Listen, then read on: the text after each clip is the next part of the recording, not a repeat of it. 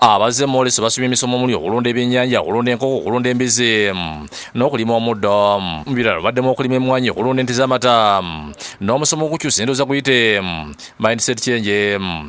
So this person had land, and land was in a wetland, right? And there was water. So he approached us like, hey, Mayinja ko ila chiwanu. So take away the river, abandi minewo muchele, can I do rice farming or ponds? I'm like, I advise to do ponds. Like, really? Then going there with investment. So he had these people, we talked to them, he started clearing the land.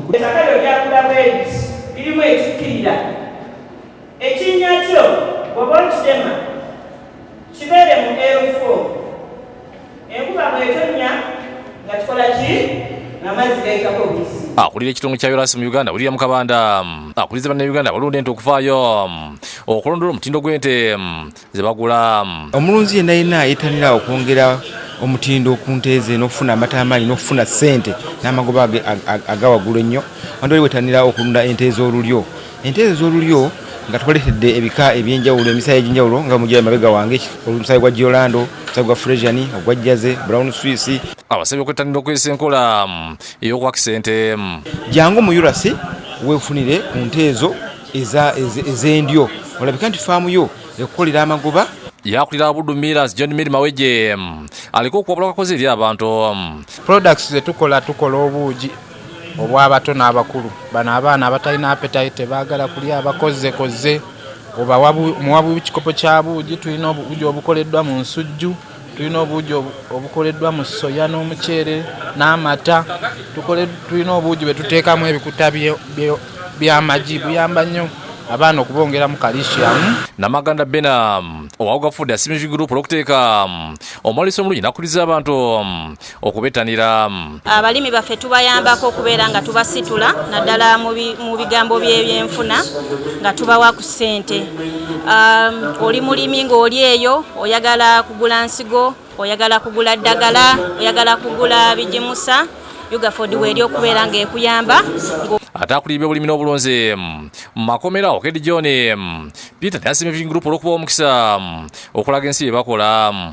The harvest money is one of the contact points that we normally get, especially in line of promotion of our products. And I want to thank you, sir, for giving us this honor to promote the Uganda prisons products and creating visibility. Nazinda Christine okuva mu Mesha Still Limited yakubiriza abantu okutandika okwesa ebintu byabwe. Enga twoleseza obutimba obwa fensi, abalimi bazze, abantu balambudde, abalina enkoko, obutimba obwa fifite babulabye, tulina engalama, twoleseza BRC, twoleseza senyenge onowamagwa asibibwa ku poloti zaffe, twoleseza round bars. Ye maximum man okuva mu Vitamix Agrofeeds atendiza omwoleso gwa Vestman ategeeza nti omundi oguddako agenda kusikiza ebitongole bya Germany bingi okujja. Happy to the organizing team that they set up this amazing event. I can really recommend this to other European countries to try this expo. It's been hopefully of great success in the next coming year. Abantu bazze bangi bagwetanidde ate nga bali willing n'okwadaptinga okuva ku nkola enkande gye badde balundamu okudda ku systems empya eza tekinologiya gwe twolesezza. Ate kadde gy'olwo okuva mu Intako Conversion Feeds ategeeza nti basinkanya abalunzi bangi ne babangula ku ngeri basobola okulunda ne bafunamu ssente. Akapya ke tulina omwaka guno tugamba nti teekamu kitono ng'okozesa ebirungo bya Intraco ng'oyita mu Conversion Feeds ate ofune kinene.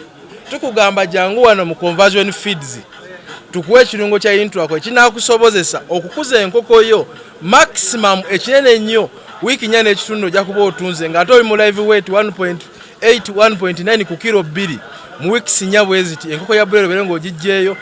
Joseph Fatigo okuva mu era mu Uganda Limited abudde abantu abataze nga basubiddwa. Nyongera okubakubiriza n'okubayita mujje ku eramu tubawe eddagala ly'enkwa ery'omulembe, tubawe eddagala erigema ebisolo byonna buli kisolo ky'olowoozaako enkoko ng'oyagala eddagala erigema mutunoonyeeko aba era mu Uganda Limited. Tusangibwa ku Container Village. Bagumire ne baranjirira abatunji b'ente, abatunji b'embuzi, abatunji b'enkoko, abatunji b'empunu okwija aha mudara gwito gwa Eramu na Store ya Eramu okuaccessinga vaccines eza busoro kyona nali bachayita Mark David okuva mukani investments asibya abantu okwetanira tukutuza bikuba basobola n'okuguza ku kibanja mpola tutunda tukutuku ez'enjawulo betubaleetedde musisi 2 both air cooler and water cooler ku bei ensamusamu tuyinamu 250 tuyinamu ne 3 ye Professor Nyanzi Julius wa Prof Bioresearch omwoleso guno agutenze kuŋŋaanya bantu okuva mu ggwanga ne weerwalyo teknologiya zibaddewo simple kwaluza nkoko oil stove ekozesa oil omukadde nefumba mu dakiika 15 ebijanjaalo teknologiya okukamula obuwoowo okuva mu miti nga kalitunsi nabagamba sente zimera ku miti byonna tubireese biri wano era bannayuganda batasobodde kujja bagoberera akanyomero k'omukenkufu mu Agataliikonfuufu ssaawa 4:30 ate nga bwe bajja ku Prof Bioresearch ffenna tukaka sente ekyuma kiwagala kyuma ate sente zimera ku miti. Mutebi Sulaiman yakusakidde gule nkula Bukedde TV.